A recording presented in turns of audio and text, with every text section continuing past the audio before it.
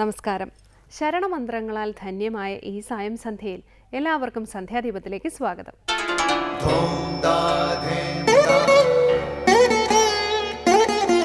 ശുഭം ഭവതു കല്യാണമായുസാരോഗ്യവർദ്ധനം സർവദുഃഖ വിനാശായ സന്ധ്യാദീപം നമോസ്തുതേ.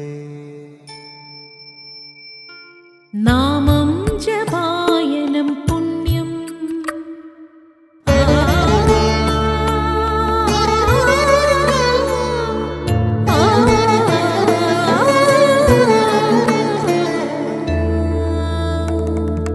നാമം ജപായനം പുണ്യം നിരുപമദീപാങ്കുരം പോലെ സ്വരശ്രുതിലയവരമതുലം ദീവാങ്കണം മോക്ഷസംഗീതസാരം നീളും വഴിത്താരയിൽ ജീവതാരം മന്ത്രാലാപം മായാവിൻ നിൻ പ്രസാദം.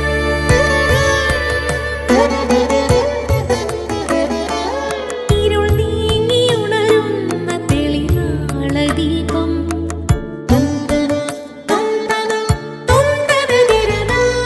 ഇരുൾ നീങ്ങിയുണരുന്ന തെളിനാളദീപം പ്രണവാമൃതം ചൊരിയുന്ന ദീപം. ദീപം ദീപം ദീപം ദീപം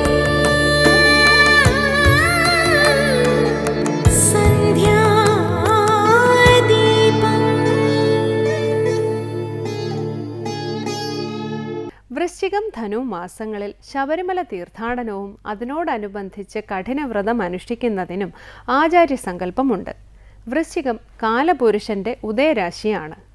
ഈ രാശിയിലൂടെ സൂര്യൻ സഞ്ചരിക്കുമ്പോൾ ഭൗതിക ആസക്തി വർദ്ധിക്കുമെന്നൊരു വിശ്വാസമുണ്ട്. രജോ ഗുണം വർദ്ധിക്കുമെന്നത് മാത്രമല്ല, വാക്കുകളിൽ മൃദുത്വം കുറയുമത്രേ. ഈ രാശിയുടെ ചിഹ്നം പോലും തേളാണ്. ധനുരാശി കലഹരാശി എന്നാണ് പറയപ്പെടുന്നത്. സൂര്യൻ ധനുരാശിയിലൂടെ കടന്നു പോകുമ്പോൾ കലഹങ്ങൾ വർദ്ധിക്കാനും ആപത്തുകൾ വർദ്ധിക്കാനും സാധ്യതയുണ്ടെന്ന് പറയപ്പെടുന്നു. വ്രതങ്ങളും അനുഷ്ഠാനങ്ങളും ഈ അവസ്ഥകളെ മറികടക്കാൻ നമ്മെ സഹായിക്കും. പ്രകൃതി പ്രതികൂലമാകുമ്പോൾ വ്രതങ്ങളിലൂടെയും പ്രാർത്ഥനകളിലൂടെയും ശരീരത്തെയും മനസ്സിനെയും ഈശ്വരനിൽ അർപ്പിച്ച് ജീവിക്കാനാണ് ഈ 41 ദിവസം തീർത്ഥാടന കാലമായി ആചാര്യന്മാർ സങ്കല്പിച്ചിരിക്കുന്നത്. ധനു കഴിഞ്ഞ് മകരമാകുമ്പോൾ ഉത്തരായന കാലമായി. പ്രകൃതിക്ക് തന്നെ തെളിവുണ്ടാകുന്നു. വ്രതനിഷ്ഠയുടെ ഫലമായി ഐശ്വര്യപൂർണമായി ജീവിക്കാൻ ഭക്തർക്ക് അനുഗ്രഹം കിട്ടുമെന്നാണ് വിശ്വാസം. ഏകദേശം 160 ദിവസമാണ് ശബരിമലയിൽ ശ്രീ ധർമ്മശാസ്താവിന് പൂജ നടത്താറുള്ളത്. 18 മലദൈവങ്ങളുടെ കാവലിൽ ലോകത്തിൻ്റെ ധർമ്മം കാത്തുരക്ഷിക്കുന്ന ശബരീശനെ പ്രാർത്ഥിച്ചുകൊണ്ട് നമുക്ക് ശ്രീ കാവാലം ശ്രീകുമാറിൻ്റെ രാമായണ പാരായണം കേൾക്കാം.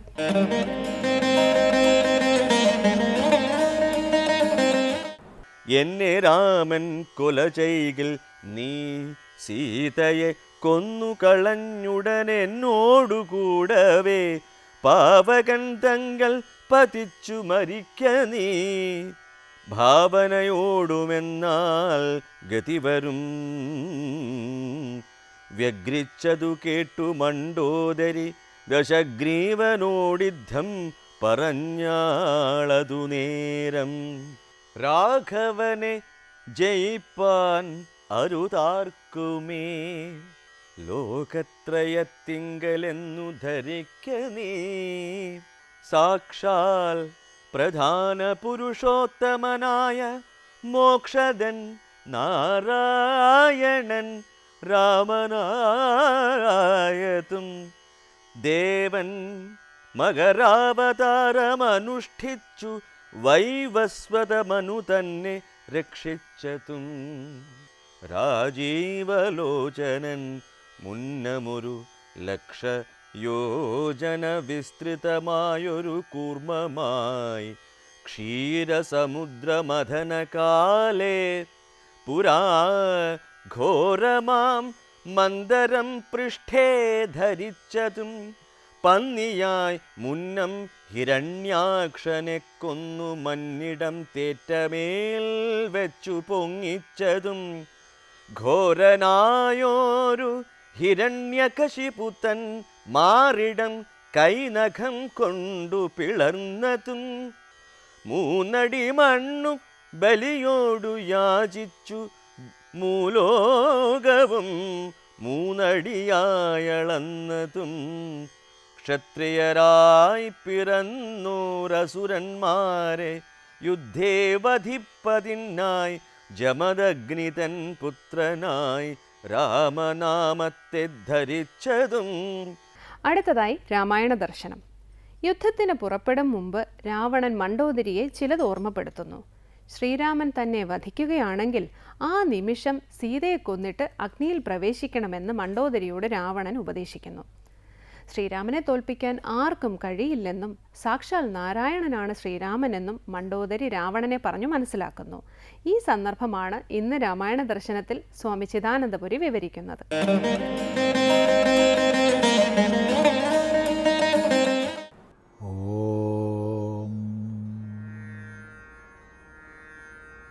ഗുരുർബ്രഹ്മാ ഗുരുർവിഷ്ണു ഗുരുർദേവോ മഹേശ്വരഃ ഗുരു സാക്ഷാത് പരം ബ്രഹ്മ തസ്മൈ ശ്രീ ഗുരവേ നമഃ.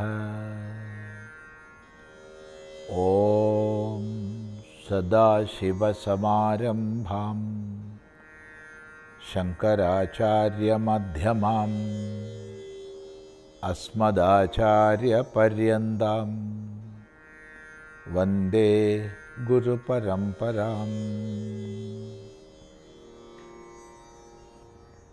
രാവണൻ ജീവിതത്തെ പറ്റിയുള്ള തൻ്റെ വീക്ഷണത്തെയും ദൃഢമായ അവബോധത്തെയും മണ്ഡോദരിക്ക് മുമ്പാകെ വെളിപ്പെടുത്തുകയാണ്. സ്വകർത്തവ്യമായ യുദ്ധം താൻ ചെയ്യാൻ പുറപ്പെടുന്നു. ഒന്നുകിൽ രാമലക്ഷ്മണന്മാരെയും വാനരന്മാരെയും കൊന്ന് താൻ തിരിച്ചു വരും, അല്ലെങ്കിൽ രാമൻ്റെ അമ്പേറ്റ് താൻ മരിക്കാനിട വരും. ഇത്രയും പറഞ്ഞിട്ട് രാവണൻ മണ്ഡോദരിയോട് നിർദ്ദേശിക്കുകയാണ്, എന്നെ രാമൻ കൊല ചെയ്യുകിൽ സീതയെ കൊന്നുകളഞ്ഞുടൻ എന്നോടു കൂടവേ പാവകൻ തങ്കൽ പതിച്ചു മരിക്ക നീ ഭാവനയോടുമെന്നാൽ ഗതിയും വരും. വ്യഗ്രിച്ചതു കേട്ടു മണ്ഡോദരിയും ദശഗ്രീവനോടു പറഞ്ഞാളതു നേരം. അഥവാ യുദ്ധത്തിൽ എന്നെ രാമൻ കൊല്ലുകയാണെങ്കിൽ ഉടനെ തന്നെ നീ സീതയെ കൊല്ലണം. സീതയെ നീ കൊന്ന ശേഷം ഉടനെ എൻ്റെ കൂടെ അഗ്നിയിൽ പതിച്ച് നീ ശരീരം ഉപേക്ഷിക്കണം. എന്നാൽ നിനക്ക് ഗതി വരും. ഇപ്രകാരം വ്യഗ്രതയോടുകൂടി രാവണൻ പറഞ്ഞത് കേട്ട് മണ്ഡോദരി മറുപടി പറയുകയാണ്. അവിടെ രാവണൻ പറഞ്ഞതിനെ വ്യഗ്രതയോടുകൂടി പറഞ്ഞു എന്നാണ്. വ്യഗ്രതയോടുകൂടി പറയുക വൈകാരികമായിട്ട്, അഥവാ തിരക്കിട്ട്. മായാവിലാസത്തെയും അജ്ഞാനജനിതമായ ശോകമോഹങ്ങളെയും കുറിച്ചെല്ലാം വളരെ സമതയോടുകൂടി സംസാരിച്ച രാവണൻ രാമൻ തന്നെ വധിക്കുന്ന പക്ഷം സീതയെ കൊല്ലാൻ ഏൽപ്പിക്കുകയാണ് മണ്ഡോദരിയോട്. അത് അവിവേകപൂർണമായി വ്യഗ്രത പൂണ്ട് പറഞ്ഞതായിട്ടേ തോന്നുന്നുള്ളൂ. അതുകൊണ്ടാണ് ഇവിടെ എഴുത്തച്ഛൻ വ്യഗ്രത പൂണ്ട് എന്ന് പ്രയോഗിച്ചിട്ടുള്ളത്. ഏതായാലും ഈ രാവണ ഭാഷിതം കേട്ട മണ്ഡോദരി പറയുകയാണ്, രാഘവനെ ജയിപ്പാനരുതാർക്കുമേ ലോകത്രയത്തിങ്കലെന്നു ധരിക്ക നീ സാക്ഷാൽ പ്രധാന പുരുഷോത്തമനായ മോക്ഷദൻ നാരായണൻ രാമനായതും. ഹേ രാവണ, രാഘവനെ ജയിപ്പാൻ ആർക്കും സാധ്യമല്ല. ഈ 3 ലോകത്തിലും ആരുമില്ല രാമനെ ജയിക്കാൻ. ഇത് നീ ശരിക്കും മനസ്സിലാക്കൂ. കാരണം സാക്ഷാൽ പ്രധാന പുരുഷോത്തമനായ മോക്ഷദനായ നാരായണനാണ് രാമനായിട്ടുള്ളത്. പുരുഷോത്തമൻ എന്ന് പറയുമ്പോൾ പരമാത്മാ എന്ന് തന്നെയാണ് അർത്ഥം. ഉത്തമ പുരുഷസ്ത്വന്യ പരമാത്മാ, സാക്ഷാൽ പരമാത്മാവാണ് രാമൻ. ഇനി പ്രധാനപ്പെട്ട പുരുഷോത്തമൻ അഥവാ പ്രധാനത്തിനും പുരുഷനും ഉപരിയുള്ള ഉത്തമൻ. അപ്പോൾ പ്രധാനത്തിനും പുരുഷനും എന്ന് പറയുമ്പോൾ പ്രധാനം മൂലപ്രകൃതി, പുരുഷൻ, പ്രകൃതിക്കും പുരുഷനും ഉപരിയുള്ള ഉത്തമനാണ്, ഈശ്വരനാണ് രാമൻ എന്ന് നീ മനസ്സിലാക്കൂ.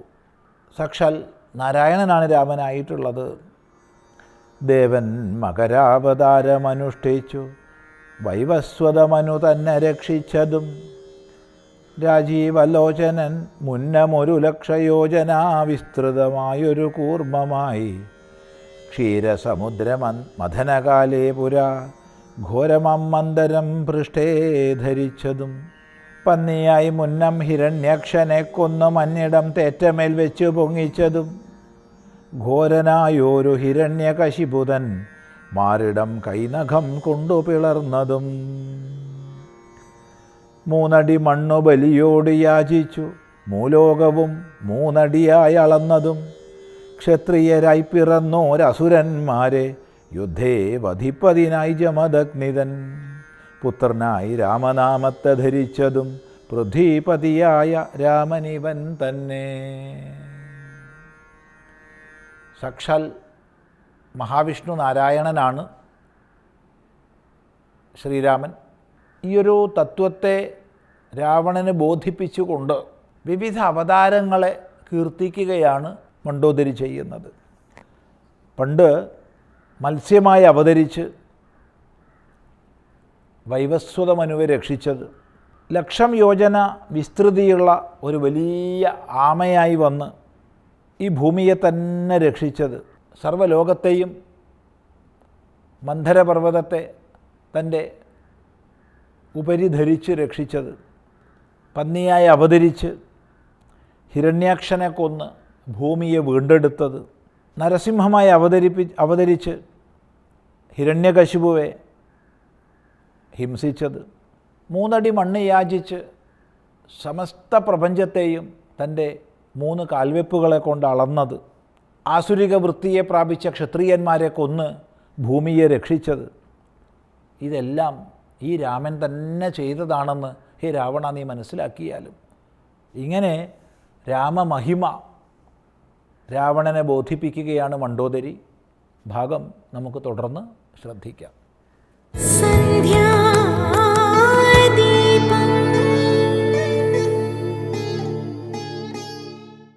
അടുത്തതായി സനാതനധർമ്മം. ഋഷിമാർക്ക് പോലും അപ്രാപ്യമാണ് ഈശ്വര ദർശനം.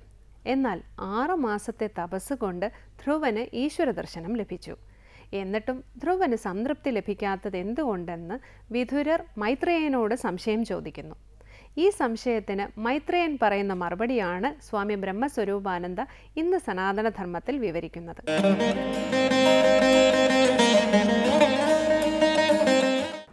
ഓം നമോ ഭഗവതേ വാസുദേവായ. ഗ്രഹനക്ഷത്രങ്ങളുടെ കേന്ദ്രത്തെയാണ് ധ്രുവപദം എന്ന് പറയുന്നത്.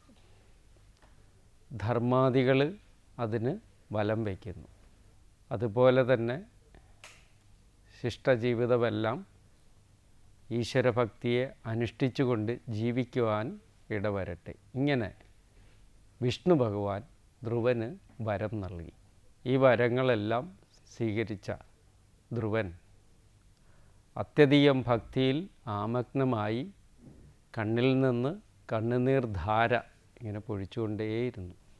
വളരെ ഉള്ളിലുള്ള ആനന്ദവും ഭഗവാനെ കാണാൻ കഴിഞ്ഞതിലുള്ള സന്തോഷമെല്ലാം നെഴലിച്ചുകൊണ്ട് നിൽക്കുന്ന രീതിയിൽ ഭഗവാനെ അനുഗ്രഹിച്ച് അവിടെ നിന്ന് അപ്രത്യക്ഷനായി.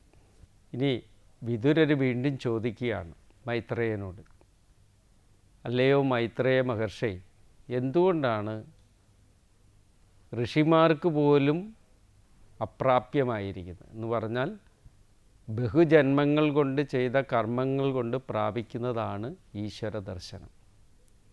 അനേക ജന്മങ്ങൾ കൊണ്ട് സാധിക്കുന്നതായ ഈശ്വര ദർശനം വെറും 6 മാസത്തെ തപസ് കൊണ്ട് സാധിച്ച ധ്രുവൻ എന്തുകൊണ്ട് സംതൃപ്തി ഉണ്ടായില്ല ഭഗവത് പാദദർശനം കൊണ്ട് എന്ന് വിതുരർ മൈത്രേയനോട് ചോദിച്ചു. അതിനുള്ള ഉത്തരമായിട്ട് മൈത്രേയൻ പറഞ്ഞത് ഇപ്രകാരമാണ്: അല്ലയോ വിതുരരെ, ഏതൊരു ഭഗവാന്റെ ദർശനമാണോ ഈ ലോകത്ത് ഏറ്റവും പുണ്യകരമായിരിക്കുന്നത്, അത് കഴിഞ്ഞാൽ പിന്നെ ഒന്നുമില്ലാത്തത്, അങ്ങനെയുള്ള ഭഗവത് ദർശനം ലഭിച്ചിട്ടും ധ്രുവൻ സംതൃപ്തനാകാതിരുന്നതിൻ്റെ മെയിൻ കാരണങ്ങളിലൊന്ന് എന്താണെന്ന് ചോദിച്ചു കഴിഞ്ഞാൽ മറ്റൊന്നുമല്ല, അനേക ജന്മങ്ങളിൽ തപസ് ചെയ്തിട്ടാണ് ഋഷിമാർ ഈശ്വര ദർശനം ലഭിക്കുന്നത്. പക്ഷേ എനിക്ക് വെറും 6 മാസം കൊണ്ട് ഈശ്വര ദർശനം ലഭിച്ചില്ലേ, എന്നിട്ടും വഴിമധ്യേ നാരദൻ നൽകിയ ഹിതോപദേശവും അതുപോലെ ഭഗവത് ദർശനം ലഭിച്ചപ്പോൾ മുക്തിയെ ചോദിക്കാതിരുന്നതും അടിയൻ്റെ ഒരു വലിയ തെറ്റല്ലേ എന്ന് സ്വയം പരിതപിച്ചു ധ്രുവൻ. നമ്മുടെ എല്ലാവരുടെയും ജീവിതത്തിൽ വരുന്ന ഒരു പരിതാപത്തെയാണ് ഇവിടെ ഭാഗവതം വിരൽ ചൂണ്ടുന്നത്. ഏതൊന്ന് ലഭിച്ചാലാണോ സംതൃപ്തി ലഭിക്കുക, സമാധാനം ലഭിക്കുക, അത് ലഭിച്ചിട്ട് അത് ലഭിക്കാതെ നശ്വരമായ വിഷയങ്ങളെ മാത്രം ചോദിച്ചതുകൊണ്ടാണ് അസംതൃപ്തനായി ഭവിച്ചത് ആര്? ധ്രുവന. ഇതാണ് ഈശ്വരനാമജപം കൊണ്ട് എന്ത് സായുജ്യമാണ് അണയാൻ കഴിയുക, അതെല്ലാം നാരദൻ നൽകിയ ഉപദേശമായിരുന്നു. അതുപോലും ഭഗവത് ദർശനത്തിൽ സ്മരിക്കാൻ എനിക്ക് കഴിയാഞ്ഞത് എൻ്റെ ജീവിതത്തിലെ എൻ്റെ ആഗ്രഹങ്ങളല്ലേ എന്ന് സ്വയം ആര് പരിതപിച്ചു? ധ്രുവന. ഈ പരിതാപം കൊണ്ടാണ് ഈശ്വര ദർശനം ലഭിച്ചിട്ടും സംതൃപ്തനാകാതെ പോയത്. നമ്മളെല്ലാം ക്ഷേത്ര ദർശനം നടത്തുന്നവരാണ്, എല്ലാ ദിവസവും സന്ധ്യയ്ക്ക് നാമം ജപിക്കുന്നവരാണ്. എന്നിട്ടും നമ്മളും സ്വയം ഇങ്ങനെ സംതൃപ്തരാകാതിരിക്കുന്ന അവസ്ഥകൾ നമ്മുടെ ജീവിതത്തിലുണ്ട് താനും. അതിനെന്താ കാരണമെന്ന് ചോദിച്ചു കഴിഞ്ഞാൽ ഈ ധ്രുവചരിതം നല്ലോണം വായിച്ചാൽ മതി. ഏതൊന്നാണോ നമ്മുടെ ആഗ്രഹങ്ങൾ അതിനെയൊക്കെ സഫലീകരിച്ചുകൊണ്ട് സംതൃപ്തി അടയുക എന്നുള്ളൊരു ആഗ്രഹത്തിലാണ് നമ്മളെല്ലാം ഇരിക്കുന്നത്. ഒരിക്കലും ആഗ്രഹങ്ങളുടെ സഫലീകരണത്തിലാണ് സംതൃപ്തി എന്ന് വിചാരിക്കരുത്. നിയന്ത്രണത്തിൽ മാത്രമേ സംതൃപ്തി ഉണ്ടാകുകയുള്ളൂ. ധ്രുവൻ ഇത്രയേ ഉള്ളായിരുന്നു: അച്ഛൻ്റെ മടിയിലിരിക്കണം, സംതൃപ്തമായ ജീവിതം ഉണ്ടാകണം. ഇത് രണ്ടും ഭഗവാനിൽ നിന്ന് വരമായി ലഭിച്ചു. നമ്മളും എല്ലാം ആഗ്രഹിക്കുന്നത് ഇത് തന്നെയാണ്. അപ്പോഴെന്ത് വരും? ഏറ്റവും ജീവിതത്തിൽ പരമപ്രധാനമായിരിക്കുന്ന ഭഗവത് ദർശനം ലഭിച്ചിട്ട് പോലും സംതൃപ്തനാകാതിരിക്കാൻ നമുക്ക് സാധിക്കും. അസംതൃപ്തിയെയാണ് ഇവിടെ പരിഹരിക്കാൻ ഭാഗവതം പറയുന്നത്. എന്താണെന്ന് ചോദിച്ചു കഴിഞ്ഞാൽ നിങ്ങൾ ചെയ്യേണ്ടത് ഇത്രമാത്രം: ക്ഷേത്രദർശനം നടത്തിക്കോളൂ, പ്രാർത്ഥിച്ചോളൂ, ഭക്തിയോടുകൂടി ജീവിച്ചോളൂ. പക്ഷേ ഒരു കാര്യം മാത്രം മനസ്സിൽ ഓർമ്മ വയ്ക്കണം. അത് എന്താണെന്ന് ചോദിച്ചാൽ മറ്റൊന്നുമല്ല, നമ്മൾ സംതൃപ്തരാകണമെന്നുണ്ടെങ്കിൽ വീണ്ടും വീണ്ടും ആഗ്രഹങ്ങളിലേക്ക് സ്വയം എത്തിച്ചേരലല്ല, ആഗ്രഹങ്ങൾക്കുള്ള നിയന്ത്രണമാണെന്ന് ധ്രുവചരിതത്തിൽ ചതുർത്ഥ സ്കന്ധത്തിൽ ഭാഗവതം നമ്മെ പഠിപ്പിക്കുന്നു. ക്ഷേത്രദർശനം കഴിഞ്ഞ് വീട്ടിൽ വന്നിട്ട് സ്വയം ഇരുന്ന് പരിതപിച്ചിട്ടല്ല, ഏത് വിഷയത്തെയും അതിജീവിക്കാനുള്ള ഒരു കരുത്തായി ക്ഷേത്രദർശനം മാറ്റിയെടുക്കണം. അല്ലെങ്കിൽ ഭാഗവതാദി പുരാണങ്ങൾ പഠിക്കുന്നതിലൂടെ മനസ്സ് കരുത്തിനെ ആർജിക്കണമെന്നുള്ള ഒരു സന്ദേശം നമുക്ക് ഈ കഥയിലൂടെ നൽകുന്നുണ്ട്. ഈ കരുത്തില്ലായ്മയാണ് ഇന്ന് ഹൈന്ദവരനുഭവിക്കുന്ന ഏറ്റവും വലിയ ദുരിതം. അതുകൊണ്ടല്ലേ നമ്മൾ തന്നെ ദൈനംദിന ജീവിതത്തിൽ കാണുന്നത് എത്രയെത്ര ആത്മഹത്യകളാണ് പെരുകുന്നത്. എന്തുകൊണ്ടാണ്? ദുർബലപ്പെട്ട മനസ്സുകൊണ്ട് ഈശ്വരനിലേക്ക് എത്താൻ നമുക്ക് സാധിക്കുമോ? നാമം ജപിക്കുന്നതിന് മുമ്പ് ഭാഗവതം നമ്മെ പഠിപ്പിച്ചു. നാമം ജപിക്കുന്നതിന് മുമ്പ് ധ്രുവന് നൽകിയ ഹിതോപദേശത്തിൽ നാരദൻ പറഞ്ഞു, ഭഗവാന്റെ രൂപത്തെ ധ്യാനിച്ചിട്ടേ നാമം ജപിക്കാവൂ എന്ന്. നമ്മൾ പലപ്പോഴും നാമജപം ഉണ്ടാവും, ഭഗവാന്റെ രൂപമില്ല. ഇത് തന്നെയാണ് പ്രസക്തമായ നമ്മുടെ ഭക്തിയുടെ പോരായ്മയിലുള്ള വിഷയം.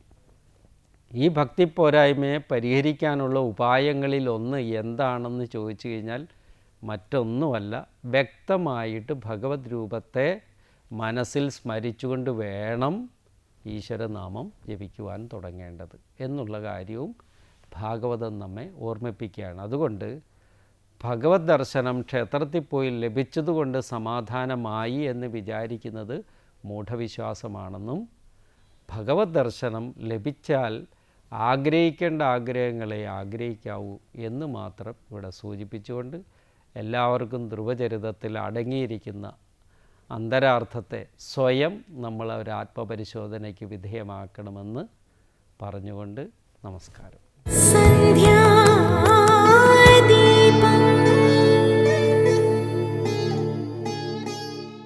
അടുത്തതായി ദീപാരാധനയാണ്. ക്ഷേത്ര സന്നിധിയിലെത്തി മംഗളാരതി തൊഴുത് ഇന്നത്തേക്ക് മടങ്ങാം.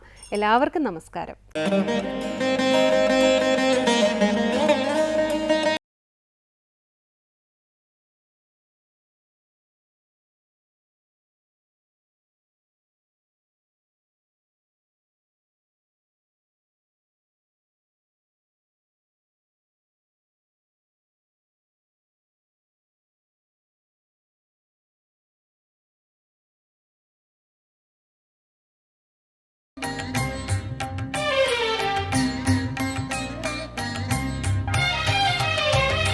സ്വാമിനാമം ജപിച്ചുണരും സാന്ത്വന സന്ധ്യകളെ, തിരുസ്വാമിനാമം ജപിച്ചുണരും സാന്ത്വന സന്ധ്യകളെ, നിന്റെ തിരുനടയിൽ ഞാൻ പാടും ഭജനകളിൽ നീലയിച്ചു. സ്വാമിനാമം ജപിച്ചുണരും സാന്ത്വന സന്ധ്യകളെ.